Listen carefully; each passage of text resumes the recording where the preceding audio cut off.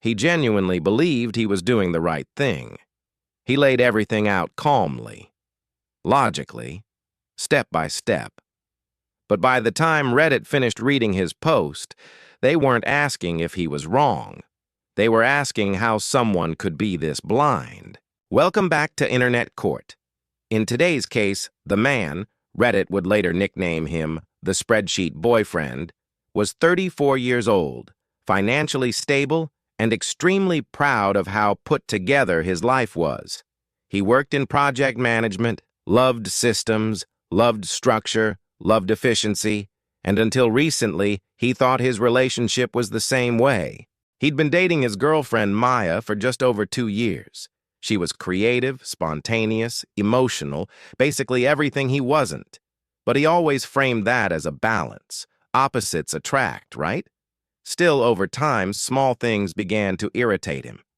She was always late. She forgot little details. She made decisions based on feelings instead of logic. And instead of talking to her about it emotionally, he did what he always did. He tracked it. Without telling her, he started keeping notes.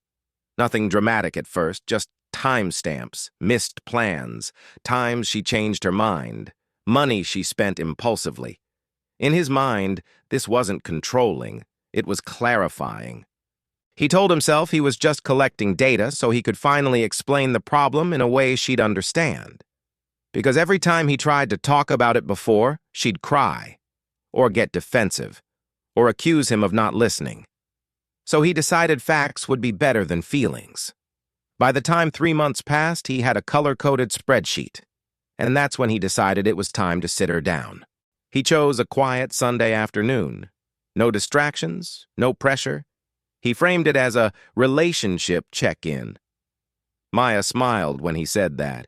She even thanked him for being proactive. That was the moment he thought, good, she's finally going to get it. He opened his laptop, and everything changed. At first, she laughed, thinking it was a joke. Then she realized it wasn't. He calmly walked her through the data. How often she was late. How often plans changed. How much emotional labor he felt he was carrying. He said things like, "I'm not blaming you. I just want you to see the pattern." But the more he talked, the quieter she got. Her smile disappeared. Her shoulders slumped. Her eyes fixed on the screen. Finally, she asked one question that stopped him cold. "So, instead of talking to me, you studied me?" This caught him off guard. He hadn't expected her to be hurt, just informed. In his mind, this was constructive criticism backed by evidence, but she wasn't hearing it that way. She told him it felt invasive, like she'd been under surveillance in her own relationship.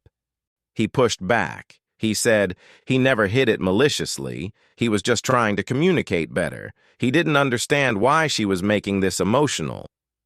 That's when she stood up and said something he didn't expect.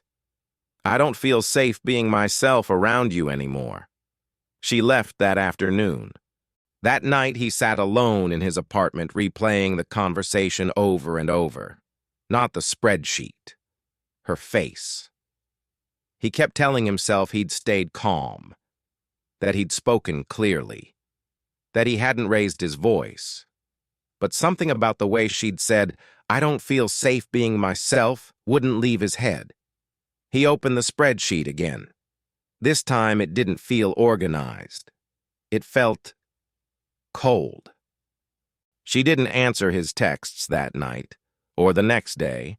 By day 3, panic started to set in, and that's when he turned to Reddit. He titled it something like, "Am I the a-hole for using a spreadsheet to explain issues in my relationship?" He emphasized, he never raised his voice. He never insulted her. He just wanted clarity. He ended the post by asking, "Was I really that wrong for trying to be rational?" Reddit answered quickly and brutally. Top comments were merciless. One read, "You didn't communicate. You audited your girlfriend." Another, "She's your partner, not a performance review." Someone else said, "You collected evidence instead of empathy." But not everyone disagreed. A minority defended him. If genders were reversed, people would call her organized. Another wrote, "He tried to talk. She shut it down emotionally. Data was his last resort." That sparked arguments in the replies. Was he controlling or just incompatible? As the thread grew, the tone shifted from judgment to debate. Entire comment chains formed arguing about emotional intelligence versus logical communication. One commenter wrote, "You didn't want understanding, you wanted compliance." Another replied, "Or maybe he was tired of being ignored." The man refreshed the page compulsively, watching strangers dismantle his intentions line by line. For the first time, he wondered whether being calm had actually made things worse. As he read through the comments, something uncomfortable began to surface. People weren't angry about the spreadsheet. They were reacting to what it represented: control, judgment, a lack of emotional safety. And slowly he started to see it. He realized he never once asked why she behaved the way she did. He never asked how she felt. He just wanted her to improve. A week later, Maya finally replied. She said she needed space. She said she felt like she was constantly failing a test she didn't know she was taking. And she ended the message with this: "I don't want to live my life being measured." They broke up shortly after. He updated Reddit, admitting that he understood now, at least partially, where he went wrong. Some commenters applauded the growth. Others said it was too late. In the weeks that followed, he stopped tracking things. Not just with her, with everyone. He realized he'd been using systems to avoid vulnerability. Numbers couldn't reject him. People could. When Maya finally blocked him, he didn't feel angry. He felt embarrassed, not for the spreadsheet, but for how long he'd believed being right was the same thing as being loving. This story split Reddit down the middle. Some saw a man trying desperately to communicate. Others saw someone who turned love into a KPI. But almost everyone agreed on one thing: being right means nothing if the relationship feels wrong. Sometimes the moment you realize you've crossed a line is the moment you understand why someone stopped trying to explain it to you. Weeks later, he would think back to the moment she stood up from the table. Not the argument, not the spreadsheet, just the way she paused, like she was choosing her words carefully, before saying she didn't feel safe being herself anymore. At the time, he'd dismissed it as emotional exaggeration. But now, with distance, he understood what she meant. Safety wasn't about being calm.